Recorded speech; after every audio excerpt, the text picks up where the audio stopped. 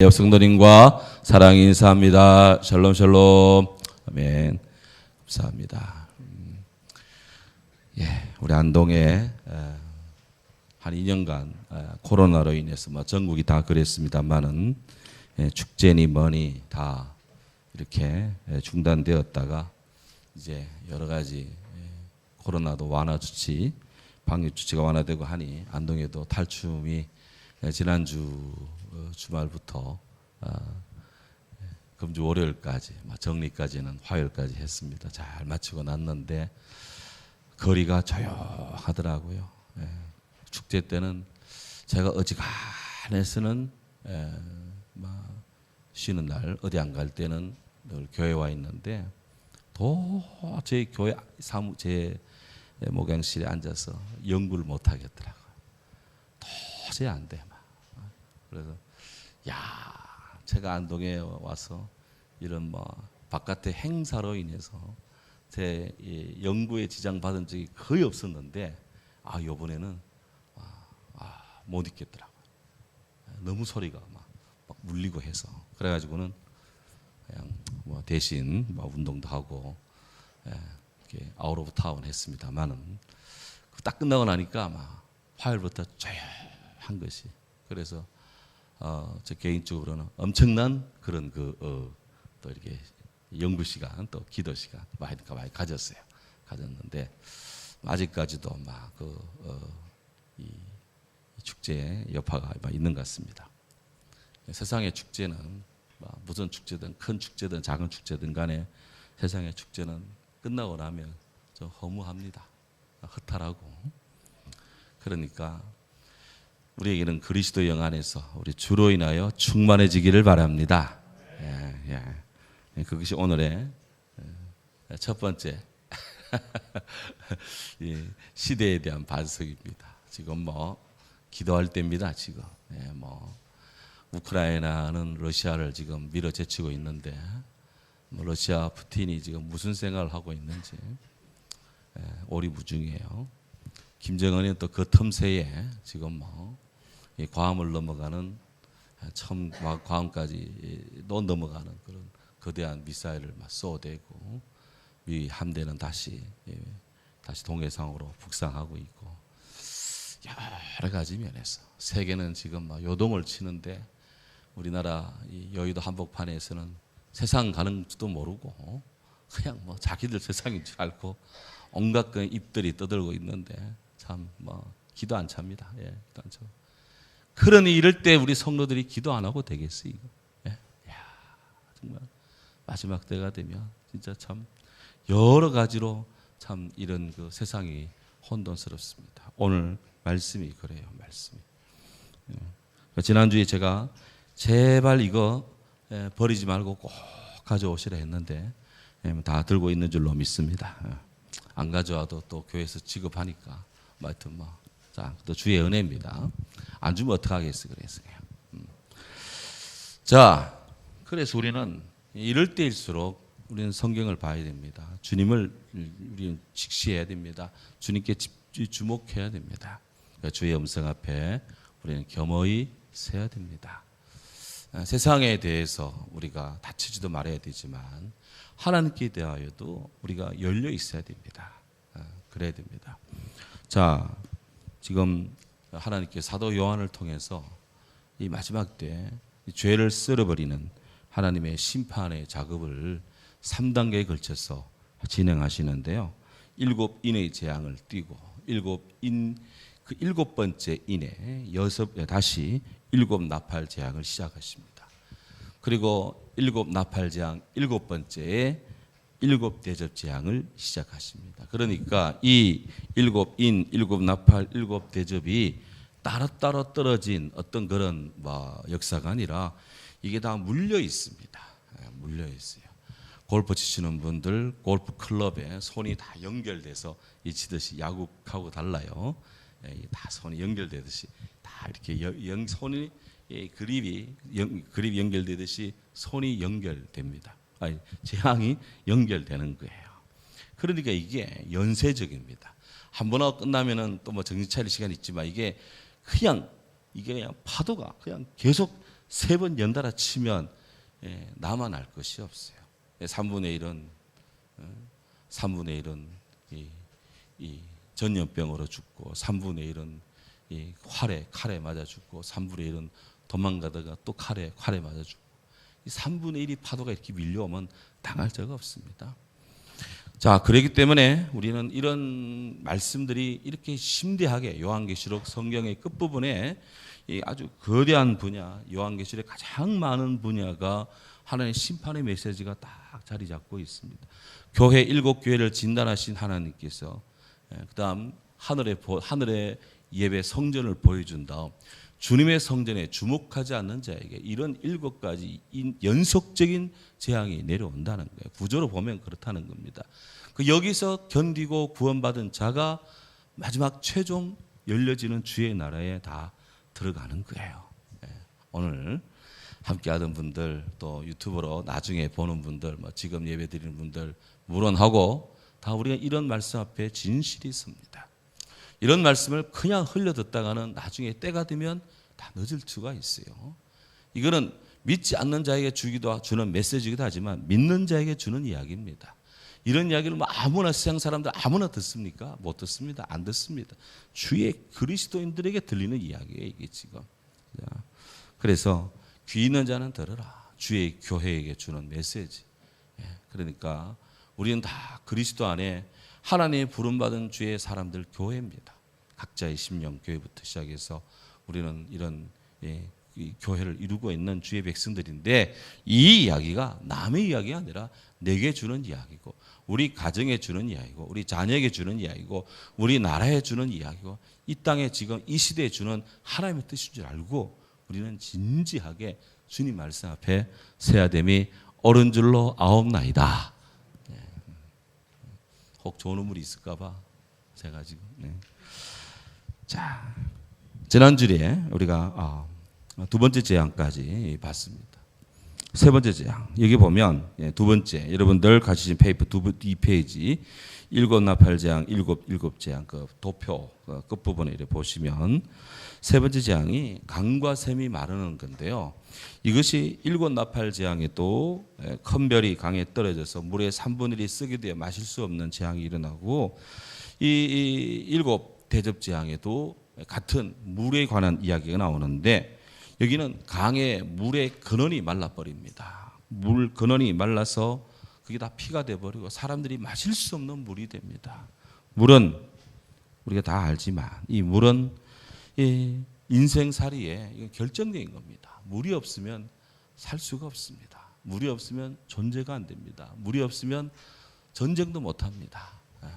가장 어리석은 장수, 물과 관계없이 전쟁터에 나가는 싸울 것을 마련한 이 전쟁 이 장수가 가장 어리석은 장수예요. 가장 어리석은 거. 그래서 가장 지혜로운 장수는 지형을 보고 물이 어디 있는지 그걸 보면서 아군이 도피할 곳이 어디 있는지 앞으로 진격할 방향을 잘 살피면서 진을 구성하고 작전을 짜는 사람입니다. 하나님께서 이 물을 그냥 딱 하나님 이제 절단을 내는데 인간 생존에 있어서 가장 결정적인 이 생존과 직결되는 물 문제를 지금 제기하는데요. 이 물 문제를 제기하시는 이 하나님이 어떤 분이냐? 요한에 따르면 오늘 5절에 따르면 전에도 계셨고 지금도 계신 하나님, 전에도 계시고 지금도 계신다. 하나님이 영원하신 하나님의 영원하신데 그 영원하신 분이 오늘 성경에 보면 거룩하신 분이라고 되어 있어요. The Holy One.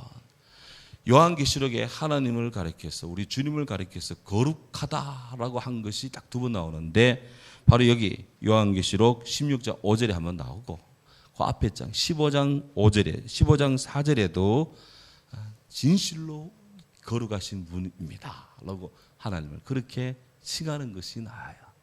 현대는 거룩성이 상실되고 있습니다. 잊혀지고 있습니다. 성도의 성자가 이게 얼마나 거룩할 성자인지 이 가치를 잊어먹고 있습니다. 그냥 세속화되기 바쁩니다. 그냥 먹고 살기 바쁩니다. 그것 때문에 뭐 그냥 자기네 포션 차지하기 위해서 막 그냥 아웅당하기 바쁩니다. 거룩을 상실했어요. 체면도 없고 염치도 없는데 거룩마저 없다면 이게 인간입니까 이게? 그러니까 생명의 물이 끊어지는 거예요 지금. 자, 이런 시대가 옵니다. 그래서 이렇게 하나님이 강의 근원을 말라버려 가지고 피가 되게 하는 그런 물이 없는 시대인데 왜 이런 재앙을 내리시느냐? 이유가 뭘까? 6절에 보면 이유가 나옵니다. 저희가 성도들과 선지자들의 피를 흘렸기 때문에 저희로 피를 마시게 한다. 그랬어요. 하나님의 백성들, 주의 교회, 주의 사람들, 주의 선지자를 죽였기 때문에 그에 대한 보응으로 물이 없는 피를 마시지도 못하는 피가 넘치게 하는 세상이 된다 하는 것이죠. 뿌린 대로 거두는 겁니다. 뿌린 대로. 오늘 이 세상이 얼마나 사악한지 그야말로 시대가 갈수록 인간의 집단적 죽음이 계속해서 강요되고 있습니다. 강요되고.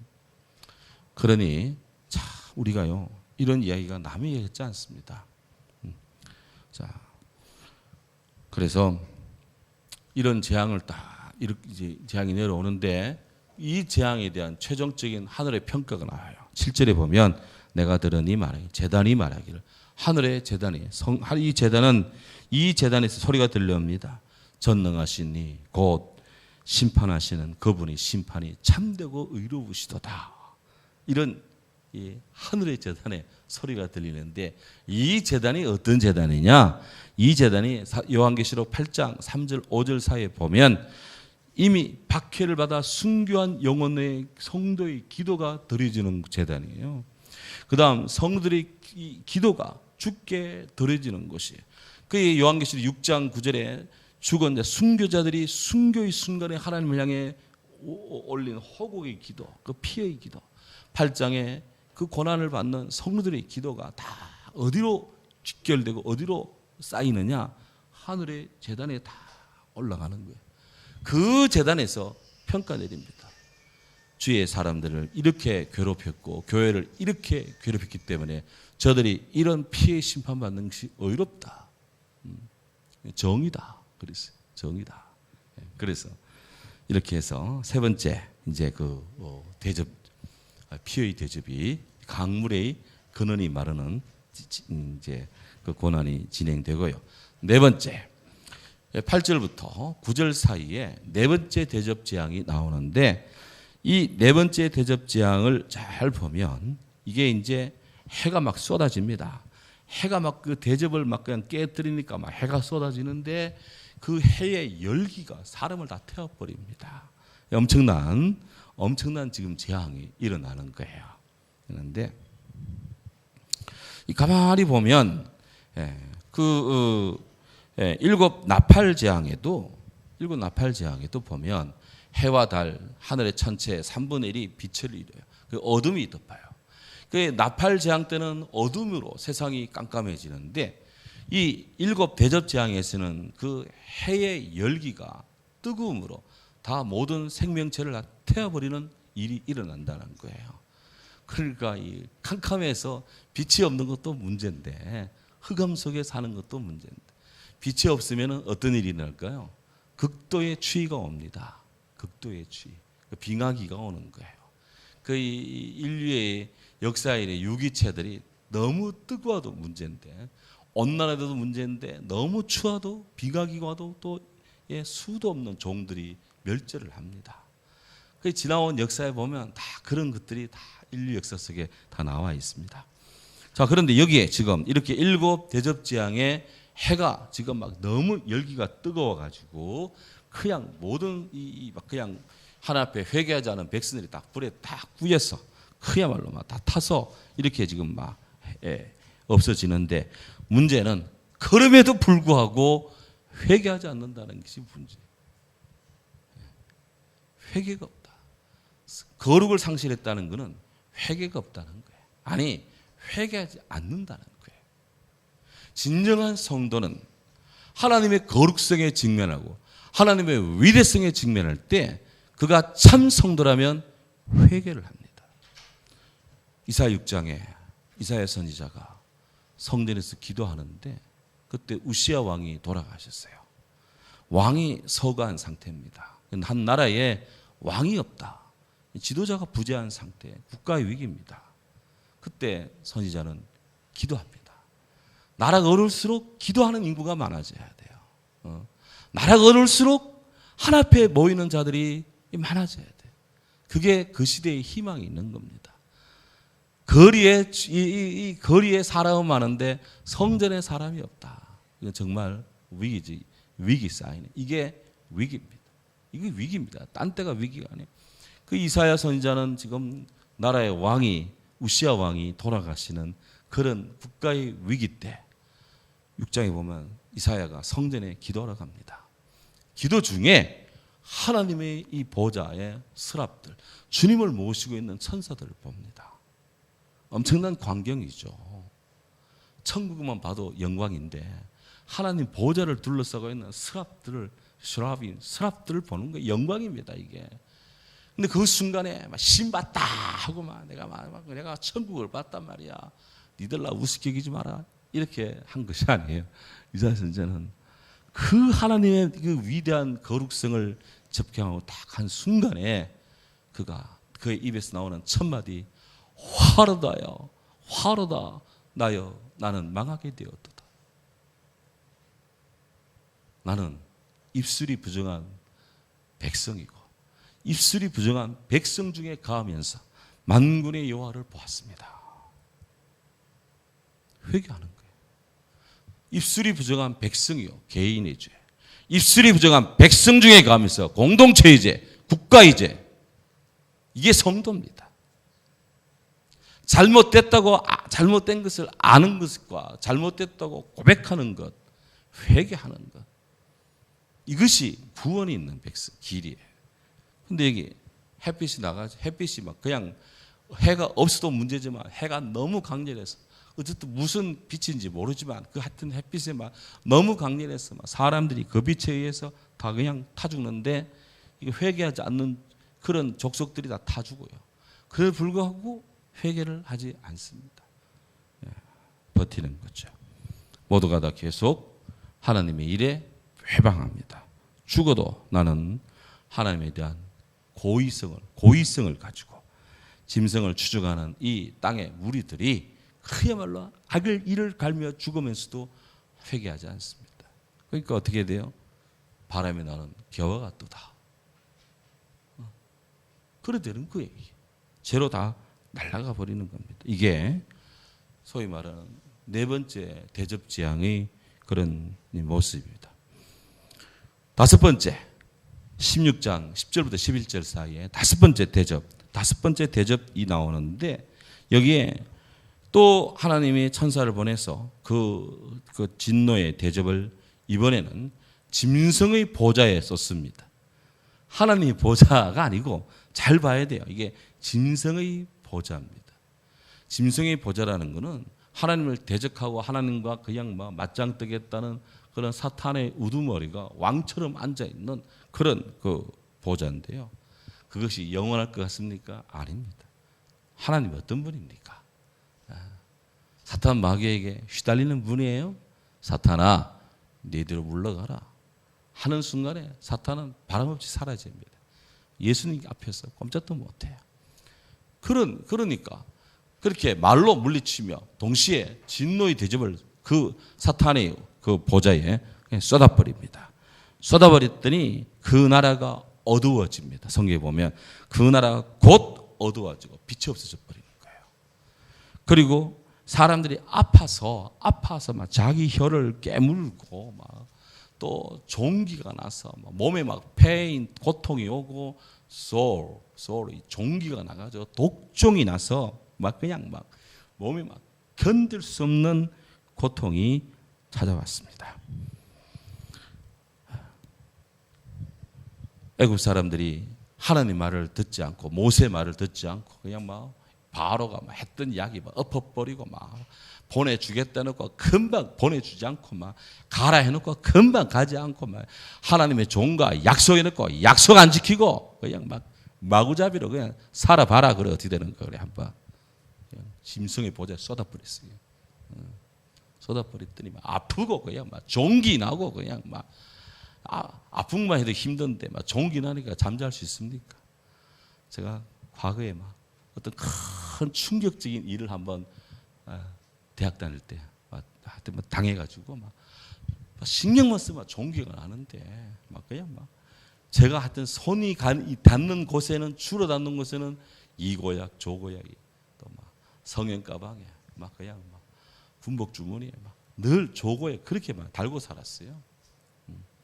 그래서 왜 종기나무 갖다 붙이려고 그리고 붙이고 하룻밤 기도하고 이래 하고 있으면 그 다음 날 또 골무만 또 이렇게 또 이게 인 같은 거 붙여가 또 터트려 짜고 막 그러기를 막 거의 악순환처럼 그렇게 했는데 어쨌든 하나님 은혜로 싹 없어졌어요. 싹 없어지고 하여튼 그거 이게 어떻게 없어졌는지 그거 이야기하려면 또 밤을 샙니다. 그러니까 그거는 감하지 말아야 돼. 정말 주의 은혜로 없어졌는데요. 종기가 아프고 나니까 참 힘드는데 언제 힘드냐? 잠잘 때 힘들어요. 종기가 덩어리에 딱 나는데 뭐 이런 데야 거울 보고 제가 어떻게 붙이고 하겠지만 덩에 대니까 이게 손이 잘해 가야지. 손 잘해 가는 부분 그 위에 딱 나는 거예요. 그래 이렇게도 안 되고 이렇게도 안 되고 죽겠더라고요. 아주 그냥 해서 이래도 아프고 저런 아프고 정말 이 종기 재앙이 이런 것이구나. 저는 그래도 주의 은혜로 고약 붙이면 사라지니까 이게 막 신의 진노는 아닌 것 같아요. 그래도 어떻게 하든지 비법을 알려드리면 제가 배추를 한 달 동안 매일 한 포기씩 한 달 동안 30포기를 먹고 나니까 거의 종기가 없어지더라고요. 정말이에요. 그게. 또 최근 몇 년간은 도마도 양배추로 배를 채우고 밥 조금 먹으니까 밥 된장 딱 먹는데요. 아침 저녁으로 요즘 어디 나가도 모기가 안 물어요. 제 아내는 막 모기 물린다고 난리인데 저는 물지도 않아요. 오기는 오는 데가 왔다가 이분을 물었다가 큰일 난다 해가지고 정찰하고 휙 가더라고. 거의 모기가 안 물어요. 이게 정말 주의 은혜예요. 이게 정말.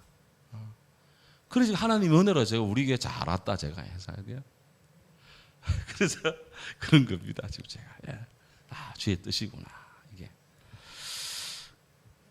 근데 이 종기가요, 이게 그냥 아픈 종기가 아니고 오늘 성경에 보면 하도 아프니까 자기 해를 깨물고 죽고 싶은 막 그냥 자살의 자해의 그런 그 고통을 주는 그런 종기 고통이 왔어요. 이게 5번째 재앙입니다. 그 어디다가 짐승의 보호자 같은 이 대접을 깨뜨려 버리니까 온 세계에 이런 일이 막 지금 발생했는데 도대체 이 짐승의 보호자가 어디냐 하는 거예요. 어디냐? 여러 학설이 있습니다. 근데 시대적으로 보면 지금 사도 요한 시대에 가장 강력한 복음의 대적자가 어디냐? 로마입니다. 로마. 그것도 로마 황제. 기독교인들이 박해를 받을 때 누구의 명예에 박해를 받느냐? 로마 황제의 명예에서 기독교인들이 박해를 받아요. 그러니까 사도 요한의 마음속에, 초대교회의 마음속에는 딱 이 요한계시록의 이 편지를 읽는 순간에 여기 짐승이 누군지 대번 문에 어른합니다. 이거 로마 황제, 저거 네로, 그 밑에 있는 것들 하면서 그냥 다 그냥 그 황제들 말이야. 자기 딸은 뭐 거룩한 척하지만 기독교인들을 막 두고두고 박해하는 사람들. 그러면 동시에 어두운 영들, 사람들을 괴롭히는 그런 신체적으로, 영적으로 사람의 고통을 주는 어두운 영들. 그 어두운 영들이 보좌를 깨뜨려 버리니까 이것들이 파편이 튀가지고 곳곳에 사람들한테 막 자기 죽을 것 같으니까 막 그냥 혼자 가기 그거 하니까 막 가지 죽자 해가지고 막 물귀신 작전처럼 막 종기 퍼뜨리고 막 독종 퍼뜨리고 이렇게 막 압력을 막 가하는 겁니다. 분명한 사실은 마지막 시대가 가면 갈수록 급격한 고난과 이런 재앙에 직면하는데 여기에 믿는 자에게 이런 재앙이 떨어지는 것이 아니에요. 지금 하나님을 대적하는 자들에게 하나님의 진노의 대접이 깨진다는 걸 알아야 돼. 그러니까 우리가 주께로 오세요, 주께로 오세요 복음을 전하면서 그 소리가 들릴 때 성령께서 그 마음을 두드릴 때 빨리빨리 회개하고 돌아 나오는 자는 복이 있습니다. 안 나오고 버티고 버티다가는 이런 대접 그냥 깨지고 터지고 할 때 그때 가서 후회하면은 많이 늦을 거예요. 그리고 우리는 여러 가지 은혜가 있지만 예수님 믿고 주님 앞에 서고 있다는 것이 얼마나 큰 은혜인지 주께 영광을 돌립니다. 예. 그다음 그래서 진노가 나는데 왜 이런 진노가 내렸느냐? 11절에 보면 아픈 것 종기로 인해서 하늘의 하나님을 회방하고 저희 회개를 회개치 않음이라. 이유가 뭐냐? 하늘의 하나님을 경배하지 않습니다. 다니엘 2장 11절에 우리 하나님은 하늘의 하나님이시라. 다니엘이 느부갓네살 앞에서 하나님을 전가할 때 우리 하나님은 하늘의 하나님이시요. God of sky. 이 천지의 하나님이시다. 그 말에 느부갓네살이 확 굳건해지고 다니엘을 확 높이고 무슨 말이든지 다니엘 뜻대로 하게 됩니다. 이 다니엘이 성성할 때는 느부갓네살이 그냥 아주 선한 왕으로서 역할을 잘 합니다. 하지만 그가 하늘의 하나님을 우습게 여기고 그냥 자기 마음대로의 길을 펼칠 때 그가 정신이 휙 돌아버립니다. 정신이 휙 돌아가지고 그냥 미치광이처럼 그렇게 야인처럼 그렇게 야지 생활을 하는 거예요. 그러다가 다시 하나님이 긍휼의 은혜를 주니까 총명이 돌아오고 정신이 돌아오니까 다시 그 권자의 복귀예요. 다니엘서에 다 나오는 이야기. 위대한 사상가의 대화편에 다 나온 이야기들입니다. 지금 이거. 그러니까 지금 요즘 시리즈는 주일 오후 수요일은 막 같이 막 연동돼 가기 때문에 제발 빠지지 말고 좀 나오면 좋겠어요. 그냥. 덜을 귀들은 다 나오면 좋겠어요. 이 정도 해도 안 나오면 뭐 할 수 없어요. 할 수 없어요. 그분 유튜버로 잘 들으셔야지. 자, 여섯 번째 재앙이 12절부터 16절 사이에 나오는데요. 이게 심각한 이야기입니다. 이게 오늘 7째 재앙 다 떼야 됩니다. 그래야 이 요한계시록 진도가 빨리 나가지고 계속 우리가 이 진노 속에 있을 수가 없어. 빨리 하나님 나라 빨리 들어가야 돼. 지금 구원을 받아야 되기 때문에. 그러니까 집에 가고 싶어도 참고 빨리 할 수 있도록. 여섯 번째 재앙 나오는데 이번에는 여섯 번째 대접을요 어디 던지냐? 큰 강 유프라테스 강에 던집니다. 던졌더니 강물이 말라서 동방에서 오는 군세 왕들의 길이 예비되었더라. 그랬어요. 그렇게 해서 동방에 있는 동쪽에서 왕들이 군사를 몰고 오는데 아마겟돈이라는 곳에 집결을 합니다. 이 비슷한 이야기가 여섯 번째 나팔 재앙에도 나옵니다. 여섯 번 나팔 재앙도 나오는데요. 9장 14절에도 유프라테스 강에 여섯 번째 나팔 재앙이 울려 퍼지는데 그 9장 14절 요한계시록 9장 14절에 보면 여섯째 나팔이 재앙 나팔이 빠빠빠 하고 트럼펫이 울리는 순간에 유프라테스 강에 결박되어 있던 4명의 천사가 거기서 그냥 탁 일어나와 가지고 해방돼 풀려 나와서 그야말로 난동을 펼치고 준동을 하면서 그곳에 사람 3분의 1을 죽입니다. 이게 여섯 번째 나팔 재앙의 모습이에요. 그런데 여기 이 세 번째 하나님의 큰 재앙, 여섯 번째 나팔 이 대접 재앙에는 유프라테스 강물이 말라요. 이미 앞에 강이 말랐잖아요. 강물이 다 마른 상태니까 그야말로 강에 물이 없는 그냥 뭐 평지길입니다. 그냥 노지가 됐어요. 그러니까 이거는 도하작전을 마음껏 하는 겁니다. 그래서 동쪽에서 군사들이 물밑도 밀고 오는데 뒤에 일곱 번째 재앙과 연계돼 보면 큰 바벨론 군대가 밀고 들어와요. 밀고 들어오는데 곡과 마곡의 군대가 밀고 들어오는데 이들이 다 밀고 들어와서 어디 쪽에 모이느냐? 모여와 가지고 소위 아마겟돈이라는 곳에 모입니다. 아마겟돈에 모이는데 이때 몰고 들어오는 그 군대의 그 수장들의 모습이 어떻게 보이느냐? 13절에 보면 또 내가 봄에 요한이 증거입니다. 계속 요한이 지금 하나님의 이 영감 속에 성령에 충만해서 이 사실을 계속 보는데 깨구리 같은 더러운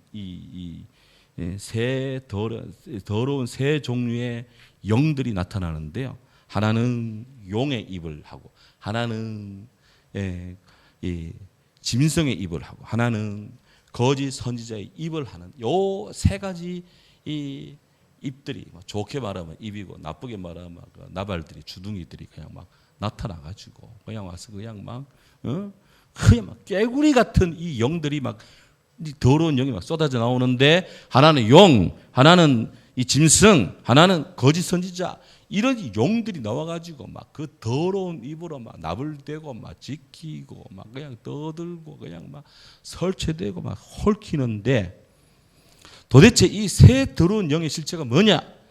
요한계시록 사도 요한의 해석에 따르면 용의 입, 요한계시록 12장 3절에 보면 머리가 7인 사탄의 이 모습이고요. 짐승의 입, 요한계시록 13장 1절부터 10절 속에 보면 바다에서 올라오는 짐승이 있어요.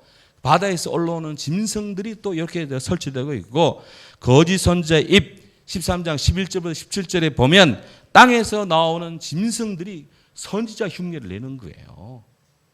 이게. 그래, 이런 것들이 나와가지고 막 말로서 사람들을 협박하고, 말로서 사람들을 위협하고, 막 용의 입에서 막 불이 쏟아져 나오고, 막 그냥 막 온갖 잡소리들이 나오는데, 근데 이 주신이 누구냐? 깨구리야, 깨구리 신입니다.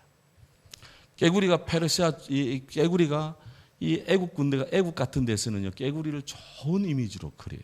근데 페르시아 같은 데서는 깨구리를 아주 악한 그런 그 괴계의 그런 신으로 이렇게 보고 있는데, 깨구리에 대한 이 문화적 평가가 상반됩니다. 근데 여기 성경에서는 깨구리가 뭐 다산의 신 뭐 이런 거로 막 이방에, 특히 모압 같은데 모압의 신이 그모스입니다. 그모스가 깨구리를 섬기는 거예요. 그게 깨구리 섬기는 건데, 그래 이게 막 새를 펼친다, 다산의 새를 펼치다, 자식들을 많이 놓는다니까 막 그냥 지들이 막 천하를 쥔 줄 알고 막 개골인지 뭐 골개인지 모르겠지만 하여튼 막 이거 개골 막 그 떠들다가 사람이 지나가면 딱 그쳐.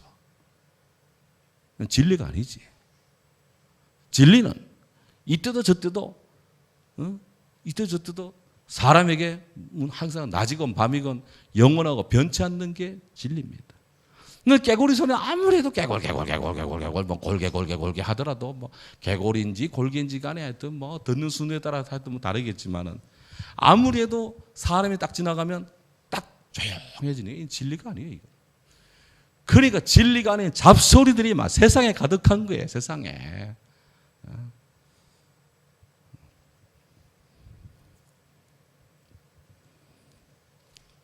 오늘날 세상에 막 온갖 잡소리들 막 가득 차고 있는 겁니다. 대한민국에 들을 소리가 이것밖에 없나 지금? 완전 깨구리를 다 모이는 것 같아요. 완전히 그냥 해서.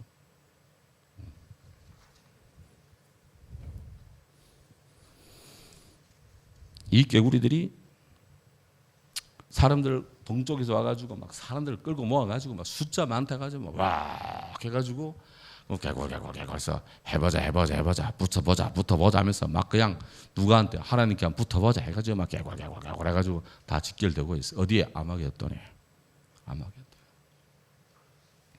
이게 이제 무서운 이야기입니다.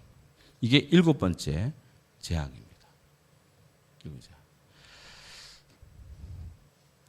그러니 앞에 14절에 보면 저희는 귀신의 영이라 이적을 행하여 온 천하 임금들이 가서 하나님 곧 전능하신 이 큰 날에 전쟁을 위해 그들을 모으니라. 하나님과 대적하기 위해서 땅의 세력들이 다 결집을 해가지고 막 그냥 땅의 곳곳에 사람들이 모입니다. 그러면 여러분 한번 보십시오. 각 나라의 왕들이 모이면 각 나라의 군대가 모입니다. 각 나라라는 것은 참 특이한 것은 아시아든 유럽이든 어디든 간에 국경만 딱 넘어가 말이 다릅니다. 희한해요. 정말 희한합니다. 저는 다녀보면 갈수록 야, 말이 이렇게 다르냐. 국경만 넘어가 말이 달라. 그래서 각 나라 군대가 다 지금 하나님과 대적하기 위해서 모였으니까 각 말이 와봐요. 말이 통합니까? 안 통하니까 더 소리 질러야 되고 막 되는 말 안 되는 말 욕도 했다가 막 그냥 막 뭐도 했다가 막 하면서 막 온갖 소리가 나오니까 깨구리 소리야 이게 완전히.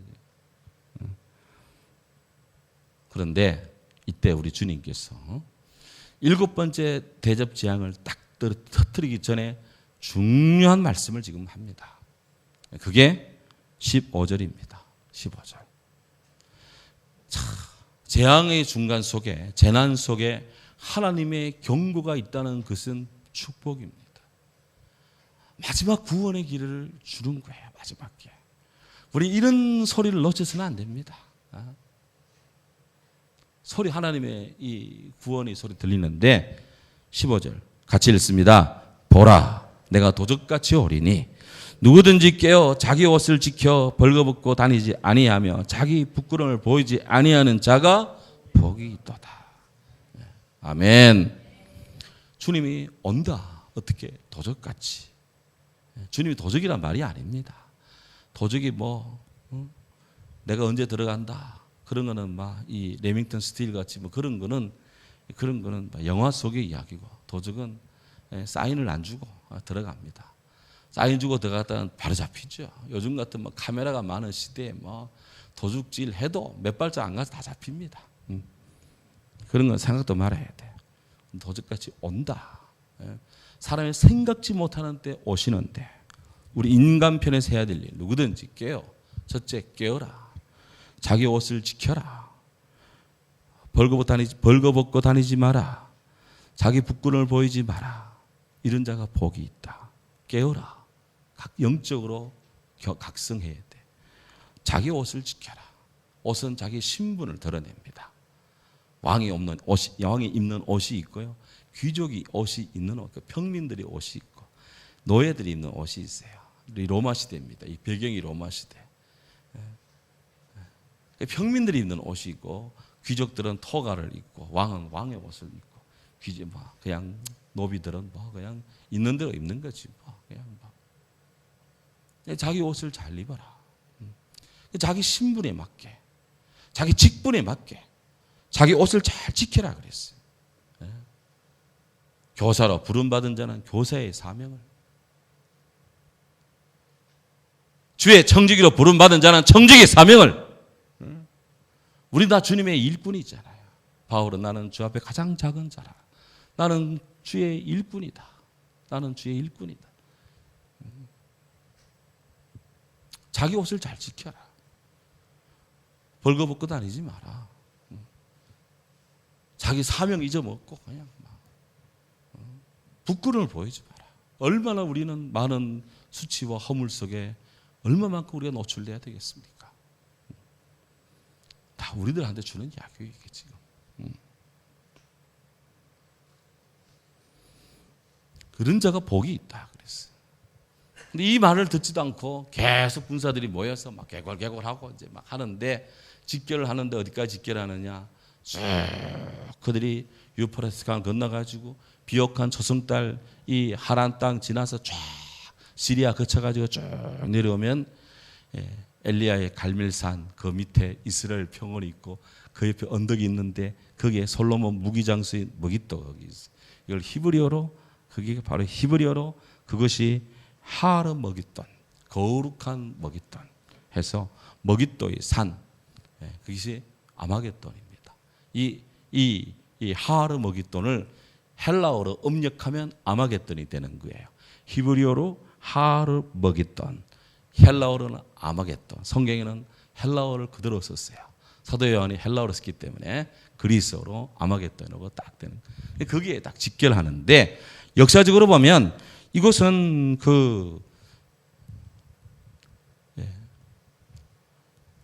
이스라엘의 요충지고 늘 격전지입니다. 그래서 솔로몬이 무기창고도 있던 곳이고요. 역사적으로 보면 사사기 5장에 가나안 왕들이 그곳에서 전투를 벌였고, 이스라엘과 블레셋도 사무엘상에 31장 보면 거기에서도 전쟁을 벌이고, 또 예후가 아하시아를 죽이고 정권을 잡은 것도 이 머깃도 바로 이 아마겟돈이고, 유다 왕 요시아가 애굽의 바로와 격전을 치르다가 활에 맞아 전사한 것도 이것이고, 에스겔 선지자 종말이 때 곡과 마곡의 전쟁이 일어난다는 것도 여기고, 사도 요한 인류의 대격장, 최후 인류의 대격전이 벌어지는 것도 바로 이 아마겟돈이다.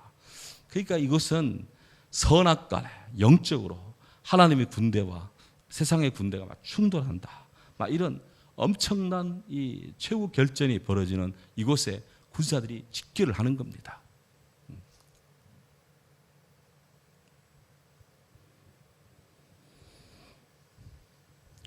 이럴 때 일곱 대접이 이곳에 터뜨려지는데요.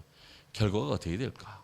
하나님을 향해 결집된 이 세상의 더러운 깨구리 군대, 깨구리 영들, 용도 돌진하고 거짓 선지자, 짐승도 온갖 땅의 것들이 다 집결하는데 우리 하나님께서 이 대접의 재앙을 깨뜨리는데 어디에 깨뜨리냐? 17절 보면 일곱째 천사가 그 대접을 어디 가운데 쏟음에? 공중 가운데 쏟음에 그랬어요. 공중 가운데. 왜 공중에 쏟습니까? 공중 폭발시킨다. 그렇게도 볼 수 있겠지만 이 공중 권세를 잡은 마귀 집단이 주로 활동하는 것이 공중입니다. 공중. 지상 공중 천국이 있다면 이 1층, 2층, 3층, 3층 천 사도 바울이 갔다는 3층 천은 천국이란 말이고 2층 하늘은 공중이고 여기는 온갖 잡신들이 왔다 갔다 날아다니는 그런 이 혼돈의 공간이고 인간은 지상에서 이렇게 참 이도저도 아니고 어중간하게 인생의 형편이 그런데 공중에다가 대접을 쏟아버리니까 이 공중의 주에 그냥 역사가 일어나는데 공중에 터뜨리니까 땅이 어떻게 반응하느냐? 땅에 18절 보면 번개와 음성들과 내성이 있고 큰 지진이 있고 이게 어찌나 큰지 사람들이 땅에 있으므로 이 같은 역사 속에 이런 지진이 없었다. 이 공중에 하나님의 진노의 대접에 터뜨리니까 땅에 그냥 지진 역사 일어나는 거예요. 지진이 그냥 땅에 그냥 대파가 되는 겁니다. 뒤에 가보면 20절에 가보면 섬도 없어지고 그냥 산악도 없어지고 산악은 높아졌다 하고 말이죠. 그냥 나는 서사했다 폼 잡았는데 그 산도 없어져 버리고 섬은 나는 독립적 존재다 하고 그냥 바다에 나는 독립적 존재다 하고 있는데 바다 섬도 날아가 버리고 그러니까 주님 앞에서 하늘과 땅의 주인이 한 소리 하면 땅에 있는 것들은 아무것도 아니라니까 그냥 형체도 없이 사라지는 것입니다. 그러니까 너 이것을 하늘에 저축하라. 그 나라는 동록도 좀도 먹지 않는다. 그랬어요. 우리가 주님을 바라보고 주님을 사랑하고 주님께 전력 투자해야 될 이유가 여기 있는 줄로 믿습니다. 예.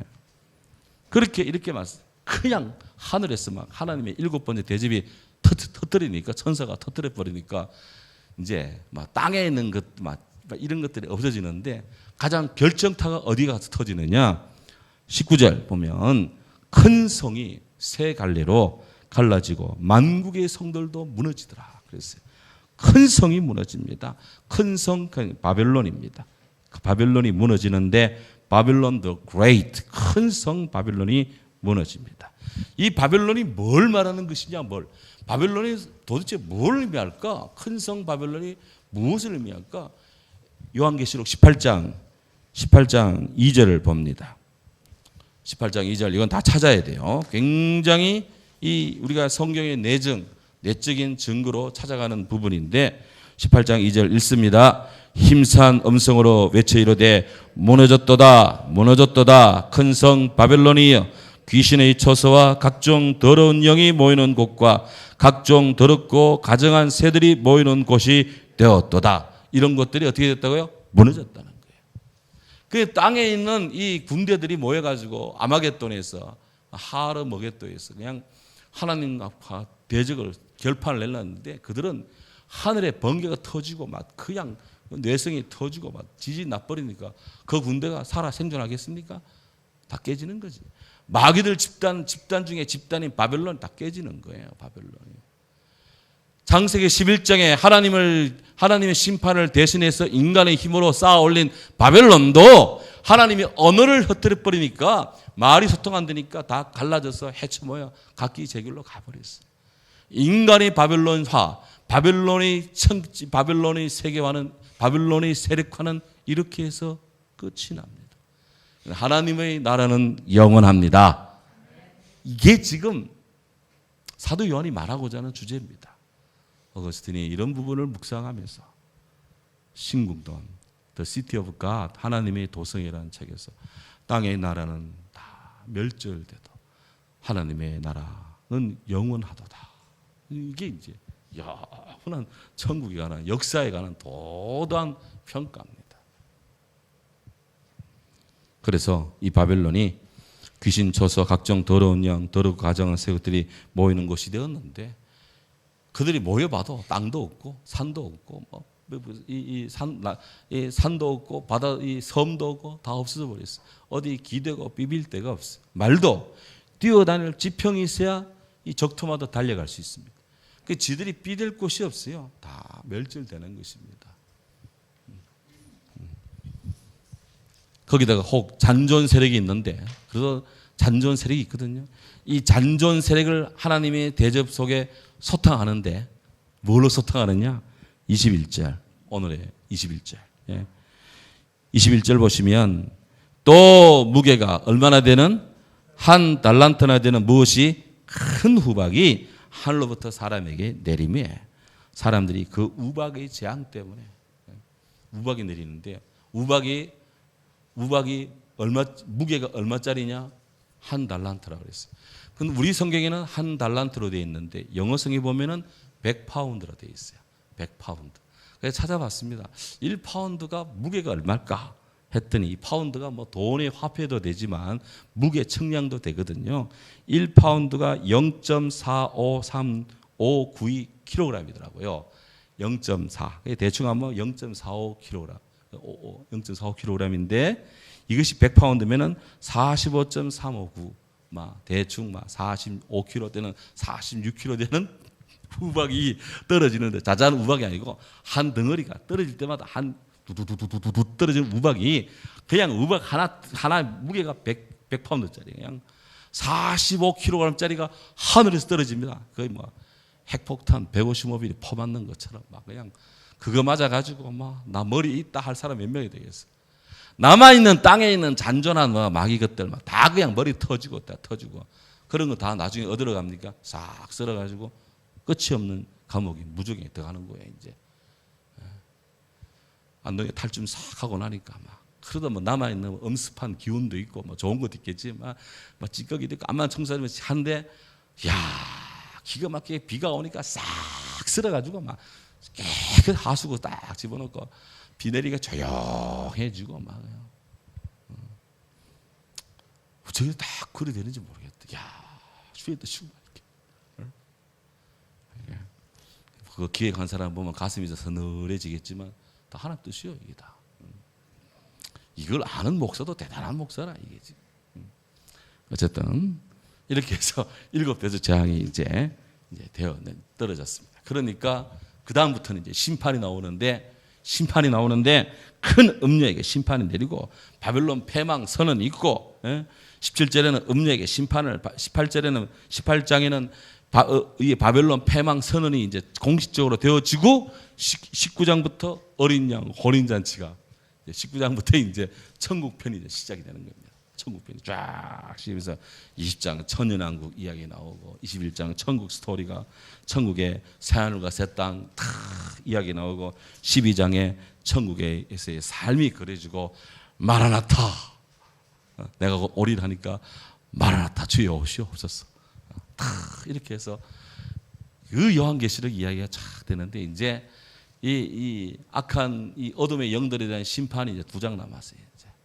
그 다음도 되지만 하나님의 일이 됩니다. 그러니까 우리가 이런 이야기를 지금 진행할 때 제 마음이 뜨거워집니다. 우리에게 들려주는 주의 메시지가 큽니다.